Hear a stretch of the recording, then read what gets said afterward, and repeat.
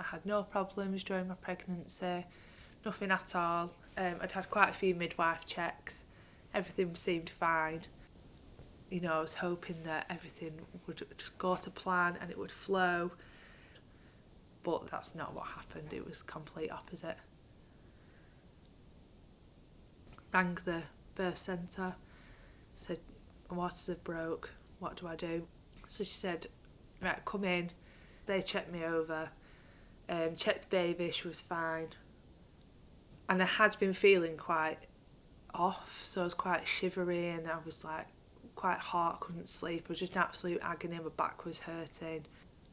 They checked baby over, said she seems fine.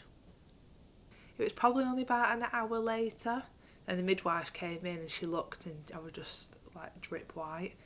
And then she just said, I'll check you over. She did baby's heartbeat, she couldn't find it.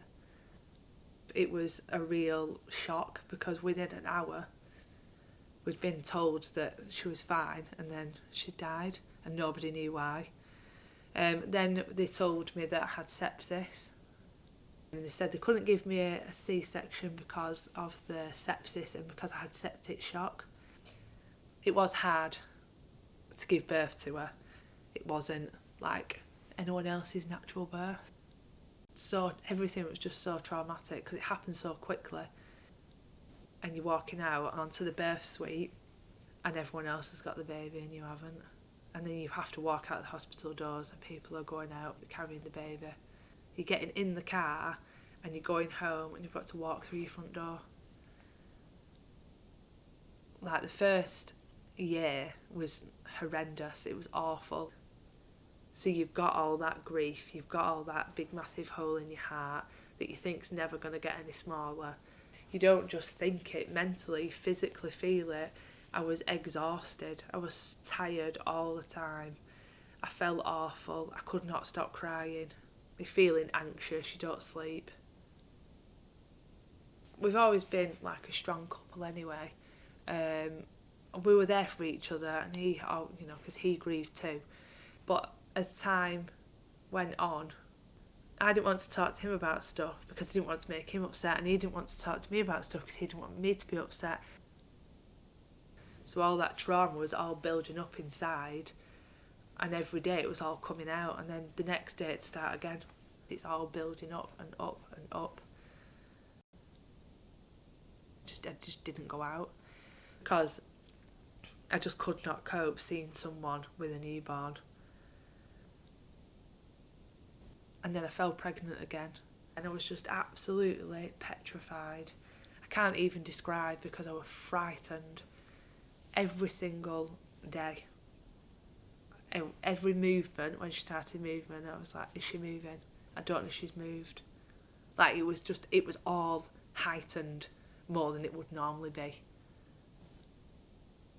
I had my bereavement midwife. She's continued to support us all the way through till I had my second daughter.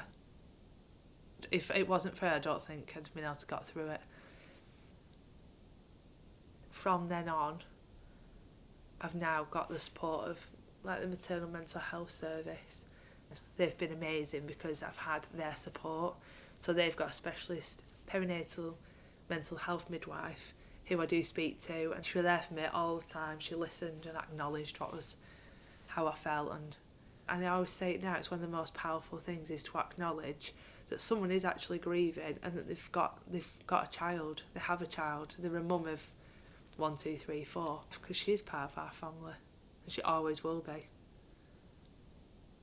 Finding all these other mums and all these other dads that went through a similar experience to us, it's helped me with my grief, knowing that I'm not alone and that there's people out there. They were also in the same position. You just learn to live round the hole rather than in it. It's like just over 4 years and I've just come so far.